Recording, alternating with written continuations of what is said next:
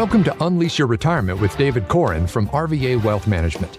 Our podcast is all about providing anyone considering retirement with the confidence they need to pursue their dreams in this new phase of life.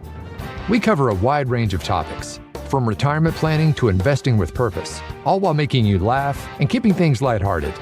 With David's years of experience and guest industry leaders to help guide us, you'll walk away feeling informed, empowered, and ready to take on your future with confidence. So sit back, relax, and get ready to join us on this journey to a new life. Hello and welcome to Unleash Your Retirement with your host, David Koren. I'm Wendy McConnell. Now today we are going to be talking about investment risks and how to manage them. But we have a guest today, right, David? Yes, we have Mike Smith back again to finish up our investment series. And so he'll be joining us to talk about some of these common investment risks that people run into. And I think that's especially relevant given what's going on in the markets currently. Thank you for joining us, Mike. Welcome. It's good to be back with you. All right. So today we're going to focus, as we always do, personal finance on steroids, right? That's right. It's my favorite phrase. So what are some common investment risks then? Let's start there. All right. Well, Mike, I'll let you jump in on a couple of those and take the initial ones. Because I mean, that's the thing. People out there are always concerned, especially about the stock market going up and down. But there are other risks as well, so that they need to be concerned about. And I always say in my classes, if somebody tells you they have a risk-free investment, run as fast as you can, because there's no such thing. All investments have risks. I'm going to touch on the two maybe most obvious ones right now. Business risk, number one. You buy a stock or you buy a bond, there's a chance that business goes out of business. Kerplunk. Kaplunky, yeah. That was a game I had when I was a child. So it goes back to the old adage of not putting all your eggs in one basket, because it's very rare, but it does happen. There's been some high profile cases like Enron and Bear Stearns, where large, allegedly very profitable companies went out of business. So business risk is real. And the other one is market risk. If you're in a period where the general stock market is selling off, you have to be prepared for times that you may own investments that you feel really confident in this company and this management and their prospects, but they can go down with the general market through no fault of their own at times. There's going to be these waves where the general market is just going down for a period. So just be prepared for that. And we're in one of those periods right now, sort of a bear market kind of scenario lining up out there. And so the best thing you can do is kind of hang in there for the time being, if that's possible for you.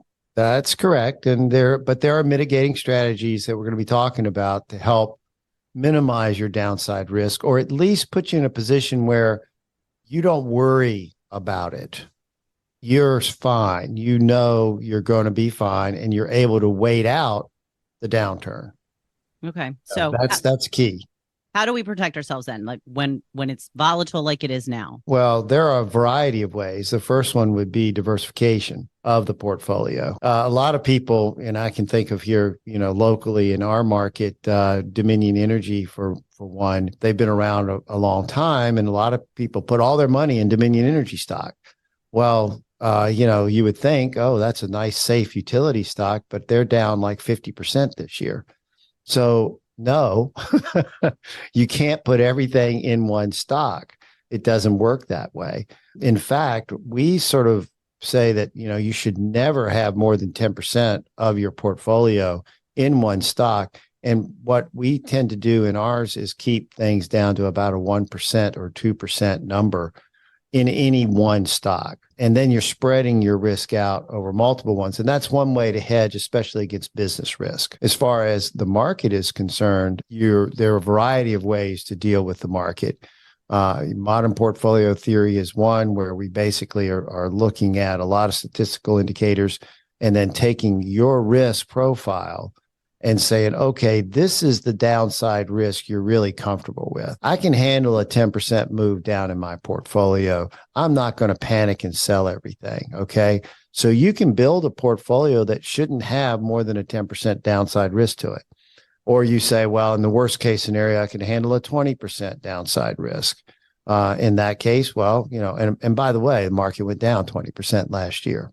So just to give you an idea, that's a big move down. Now, most clients that are in a moderate portfolio didn't see a 20% drop last year, but they did see about a 16% drop. So it was a big one, 15 to 16% down when the market was down 20. And a lot of that had to do with the fact that last year was a unique year because of the bond market. A lot of people invest in bonds because they consider them safe, right, Mike? Absolutely. And what happened last year? Bonds had their worst year since the 70s due to interest rates rising rapidly as the Fed tried to deal with inflation. Yep. And when that happens, when interest rates go up, bonds are inversely related. Their valuation is, and interest rates rose and bonds dropped. In fact, the average of the bond ag last year dropped 12%. And if you were in longer duration bonds last year, you could have seen a drop of as much as 30% or even more. So pretty scary. You buy a 30-year treasury thinking it's safe, and it drops over 30% because of the rise in interest rates. Yeah, interest rate risk, I think, is one that a lot of people don't consider when they're trying to build their own portfolios. I also wanted to get back, Wendy, to a question a minute ago about what to do to protect yourself. I think we have the tendency sometimes to go with these industries that we're comfortable with and we know our parents are investing in, like utilities and food and beverage. Make sure that you're spreading your investments across multiple sectors. You want to have some exposure to technology, to food and beverage, to utilities. That way, if one sector is going through a really tough time, like automakers or food or beverage, you're not going to be really dragged down more than the general market. So try to limit the exposure in any one sector when you're building your portfolio. Yeah, when you think about it, if we look back historically and we look at all the different sectors that you could be investing in and all the different types of investments, including bonds, cash, you look across the board, and there are always different winners every year, practically. And somebody that's the big winner this year may be the big loser next year. So you really need to diversify your risk across all of these different asset classes to minimize your downside exposure. Because hopefully when something's zagging down, you've got something else zigging up. I mean, that's what you're hoping that'll occur when you've got all these different sectors. Now, in a total market meltdown kind of scenario, a lot of times there's not a lot of places to hide. And that's sort of what we saw last year. There weren't a lot of asset classes that did great, with the exception of the commodities. In particular, last year, commodities, the oil and gas industry did real well. So if you had a lot of oil and gas investments last year, that was a pretty good year for you, whereas the rest of the market was way down.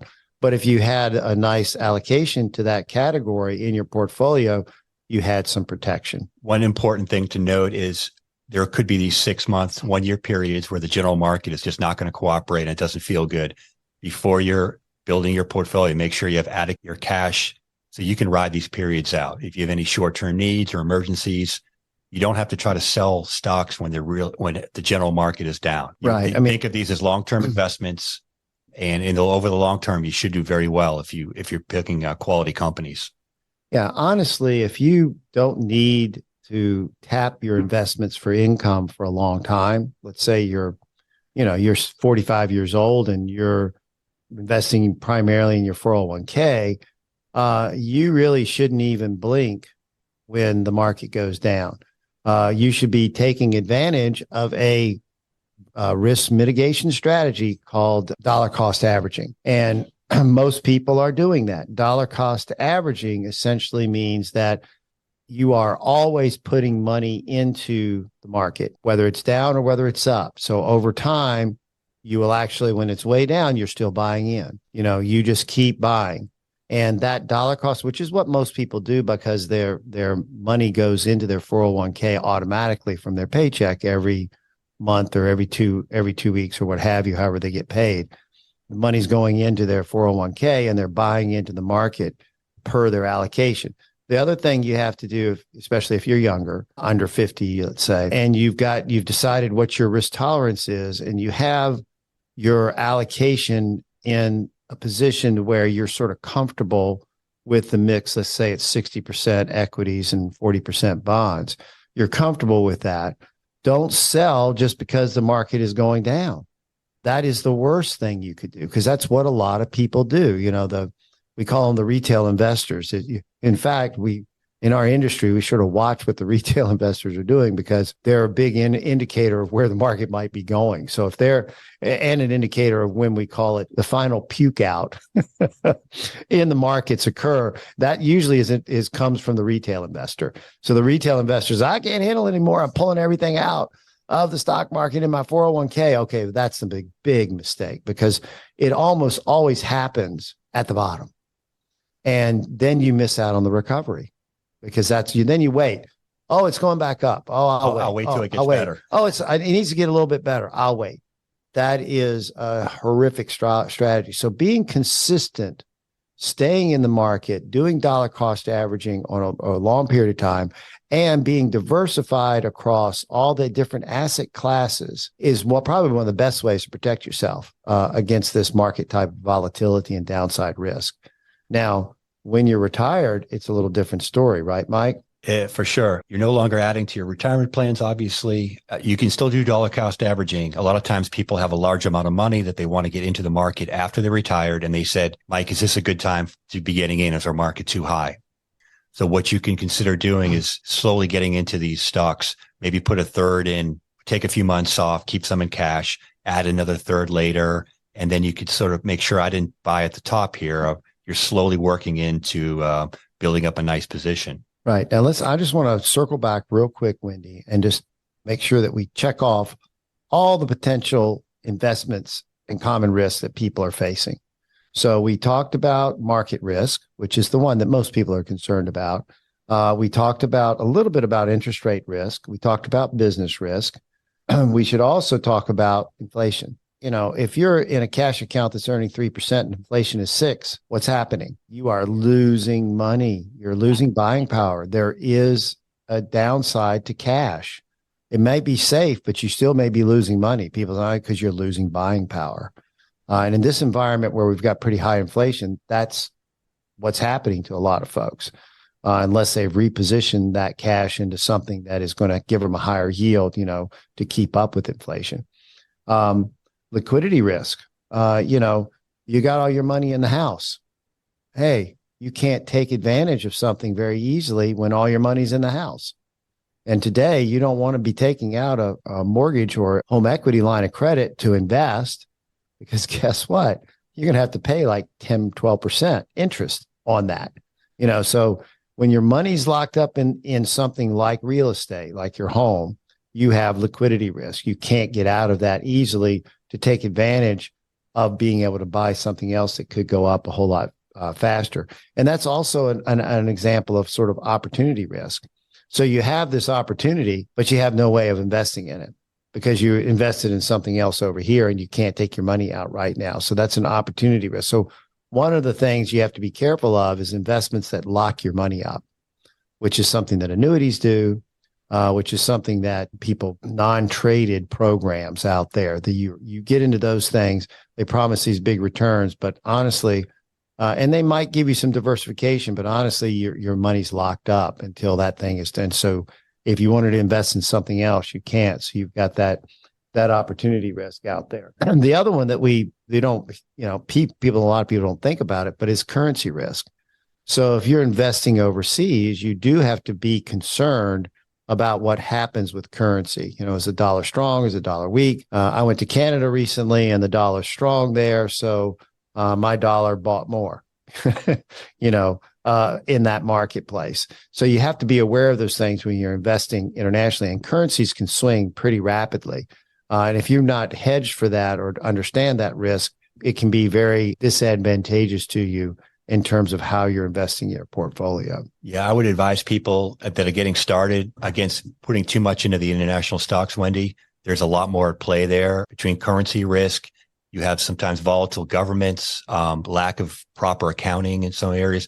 You do have a potential for greater upside, but there's a lot more risk a lot of times in international markets. So please make sure you really know what you're getting into. Well, when it comes to, we touched on it a little bit when we were talking about the interest rate risk and bonds. They're typically thought of to be safe, but that wasn't really the case this past year. So what's the deal with that? One important thing to remember about the bonds is if we were buying an individual bond, you'll see volatility in the day-to-day pricing, but you shouldn't be that concerned, because if you could commit to holding to the bond till when it matures, you know what you're going to get back, and you'll just collect the interest on the whole time, and you sort of can ride it out. If you're in a bond fund, like we typically see in 401k plans, they are at the mercy almost of the market. Whereas interest rates were moving up last year rapidly, these funds held bonds with low rates. As rates went up, their bonds became less valuable, and your mutual fund went down on your 401k. So there's a big difference between holding individual bonds and bond funds. And a way to mitigate that risk is building out what we call a bond ladder. I don't know if you've ever heard that term before, but a bond ladder means basically that we're going to buy bonds with different durations, and we're going to buy them directly, and we're going to hold them to maturity. And by doing that, we don't ever even worry about what's going on with the interest rates, because we're buying them for the yield that we're going to get off of the bond, and we lock that yield in ahead of time. And as long as you're buying high quality companies that aren't going to go out of business, as you know, because there are junk bonds out there, as long as you're buying high quality companies, then all you have to do is hold and wait until they mature. And we do that on the municipal bond side as well, where we buy individual municipal bonds that are paying that nice, wonderful tax-free interest to you. And we build a bond ladder on that side as well. Because let's face it, most municipalities, they're probably not going to go out of business, right? Hope, right? You would hope. And, usually they just raise taxes or look to a higher authority like the state or the federal government to bail them out if they do get in trouble. So that's what we've seen historically with some municipalities that have been poorly run, but these bonds still get paid. And that's what's important. The interest gets paid, and then the principal comes back to you at the end. And that's what you're after with having a bond ladder with varying maturity dates in it. So when one matures, you buy another one with a longer duration in it, so that you're constantly buying some new bonds along the way to replace the old ones. So that makes sense. So as long as you're buying specific bonds that you're talking about and you wait for them to mature. Correct. That's okay. Right. Buying individual bonds eliminates interest rate risk. That's one of a lot of people are surprised. And in class, I'll put up when I teach a class, I'll show in the breakdown and I'll show interest rate risk. And I say bonds, people are like, well, I thought you said that, there's an inverse relationship. Yeah, that's true. But if you buy individual bonds, you really don't have interest rate risk, because it's going to mature. If you hold it to maturity, you're going to get what you put into it, what you expect to get back, your par value on the bond. And good news for retirees. We're seeing really good rates out there on high quality bonds. So it gives them peace of mind that they could ride out the stock market waves. If they have enough allocated to these quality bonds, I think it's very helpful. Yeah, I think, Mike, I saw you buying a lot of bonds just the last couple of days. I noticed a whole bunch. I've been buying municipal bonds, state of Virginia, and also there's a lot of good CDs out there with good rates that I'm starting to shop around for. Yeah, we sort of treat CDs like bonds as well. Is he looking over your shoulder, Mike? Watching you buy bonds and stuff? I get it. I'm notified. We're all tied into the same system. So I get notified. Email or when he buys bonds, I get notified. Okay, that makes better sense now. Okay.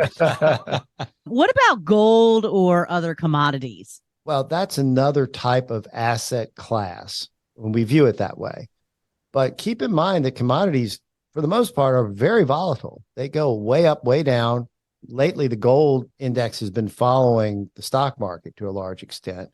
I think that the gold is sort of inversely related to the dollar. So if we saw a weakening in the dollar, you might see a strengthening in gold or see gold go up. And we do use it as part of our asset allocation strategy. So risk management, there are two very important, wonderful risk management strategies. We've already talked about the bond ladders, diversifying out, using diversification. And then asset allocation is just putting the money into the risk categories based on, your risk tolerance. And then within those investment categories, mixing that up so that you have different asset classes in there. So in our portfolios, we do have commodities. We do have large caps, small caps, mid caps, international, bonds, cash, every type of investment category. We're going to mix those in to try and make sure that we've diversified out across not only within, different stocks, but also out within different asset classes and different asset categories. So that we're not only buying stocks and bonds, we're buying bonds too, cash, commodities, all real estate, all those types of asset categories that we're putting into the portfolio. So to make sure that we're keeping your downside risk at a minimum. So the $1 million question then, let me hear it. What is the best strategy to grow my investments, but minimize the downside risk? I mean, it's such an easy question. Well, we usually use what we call modern portfolio theory when we build out our models. So we're looking to maximize and get the highest potential return with the lowest downside risk per a risk category for a particular client. Now, I talk about risk a lot because if you're 35 years old, you got a long future ahead of you, you're making good money, you don't need your investments, you may want to be very aggressive, and be all equities. And so for someone like that, we can be very aggressive. But we still are going to mix up the asset categories. We just probably won't put bonds or necessarily cash into the mix because they've got all that covered. They don't have to worry about income needs. And if the market goes down with someone like that, they're not going to sell because they understand what they're doing. They understand that the market goes up and down and they're okay with that. Now, if they were not okay with that, that would be a different story. Okay. So somebody else, we come down the asset risk. Let's say they're sort of a moderate type person. They get nervous when the market goes down and goes up. We have to identify that with the client, and then we put them in a portfolio that's going to sort of give them that protection so their downside risk is not as great as the guy who's all in for aggressive growth, right? They're okay. The aggressive growth guy is okay with the ups and downs, but the moderate person is not. There's going to come a point, if you had somebody that was a moderate risk in an aggressive growth portfolio, there will come a point when it goes down so much, they call you up and say, sell everything, get me out, I can't handle it anymore, please. And that is the worst possible situation that we could be in with a client, because now we are doing them a tremendous disservice. And not only that, emotionally, they're not happy. We would probably lose that client if we did that. So we try to make sure that we match how we're investing to the client's risk profile. And, sometimes I talk about the risk that the client has in terms of their emotional risk. And then we also look at what is their risk capacity. So how much risk can they really take? Because we do have people that are 35, 40 years old who have tremendous risk capacity. They don't need their investments, but boy, they're going to panic if the market drops a whole bunch. They're going to want you to want to get out. And so we learn that up front. So we don't put them in an aggressive growth, even though they have the capacity to handle the risk. We're going to put them in a more moderate position that matches their risk tolerance so that they can handle the ups and downs. I think really the key thing is to invest in a way, in which we can do using modern portfolio theory and understanding the client, invest in a way that is going to put you in a position that no matter how bad it gets, you're not going to want to sell everything. You're not going to panic, okay, and start selling. That is the real key. And when markets are in turmoil, in the past, I've learned this over the years, when markets are in turmoil, that's when you find out if you didn't get it right, okay? When there's a big drop and you've got 3 or 4 people calling you and freaking out, okay, you don't have their risk profile correct, okay? Because normally, I'll be honest, the last year, I don't even think we got a phone call from a client panicking because they didn't go down like the market. They knew where they were. They didn't lose so much that they panicked and they were okay. The other thing that we do with retirees, especially, there's a little different model when we're talking retirees versus someone who's got their income covered and they don't need to worry about things.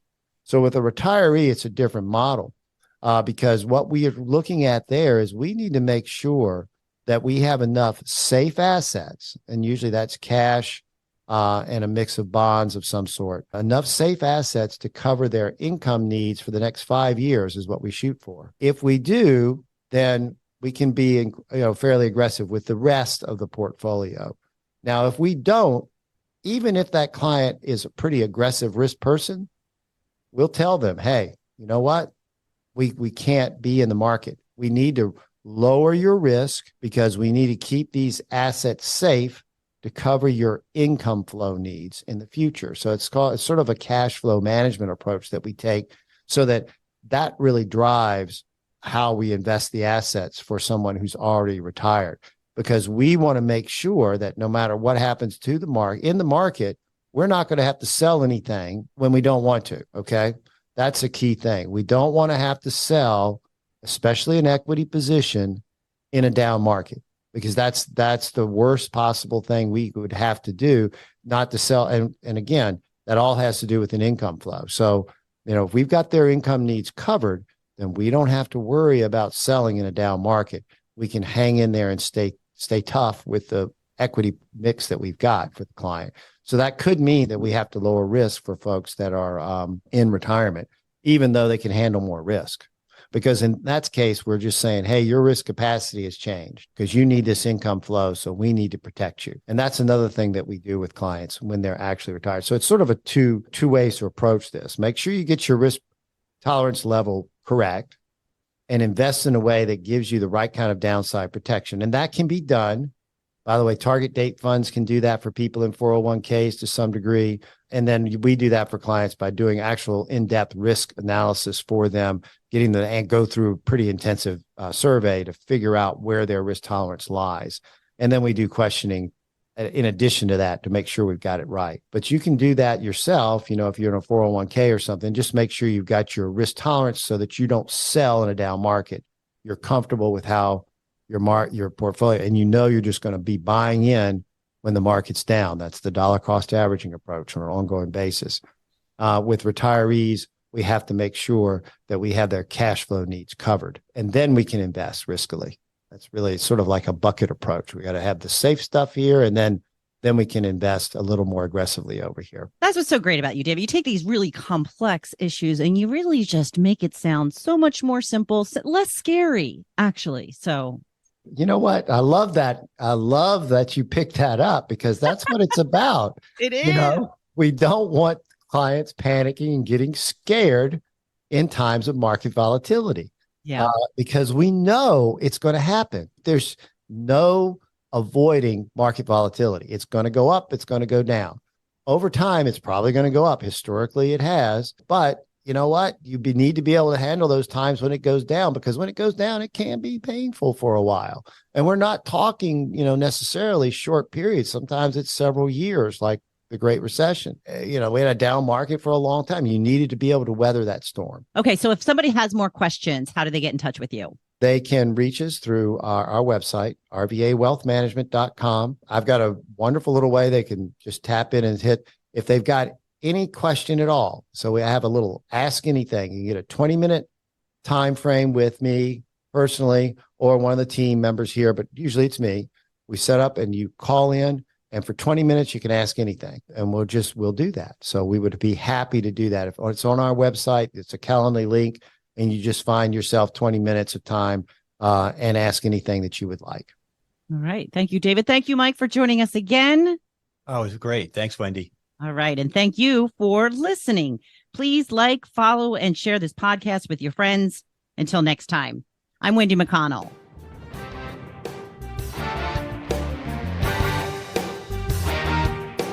Thank you for listening to the Unleash Your Retirement podcast. Click the follow button to be notified when new episodes become available. Visit our website at www.rvawealthmanagement.com or give us a call at 804-497-2100. And don't forget to click the follow button to be notified when new episodes become available. The information covered and posted represents the views and opinions of the guest and does not necessarily represent the views or opinions of RVA Wealth Management. The content has been made available for informational and educational purposes only. The content is not intended to be a substitute for professional investing advice. Always seek the advice of your financial advisor or other qualified financial service provider with any questions you may have regarding your investment planning. Content here is for illustrative purposes and general information only. It is not legal, tax, or individualized financial advice, nor is it a recommendation to buy, sell, or hold any specific security or engage in any specific trading strategy. Results will vary. Past performance is no indication of future results or success. Market conditions change continuously. This commentary reflects the personal opinions, viewpoints, and analysis of RVA Wealth Management. It does not necessarily represent those of RFG Advisory, Private Client Services, their clients, or their employees. This commentary should not be regarded as a description of advisory services provided by RVA Wealth Management or RFG Advisory, or performance returns of any client. The views reflected in the commentary are subject to change at any time without notice. Securities offered by registered representatives of Private Client Services member FINRA SIPC. Advisory services offered by investment advisory representatives of RFG Advisory, a registered investment advisor. Private Client Services, RVA Wealth Management, and RFG Advisory are unaffiliated entities. Advisory services are only offered to clients or prospective clients where RFG Advisory and its representatives are properly licensed or exempt from licensure. No advisory services may be rendered by RFG Advisory unless a client agreement is in place.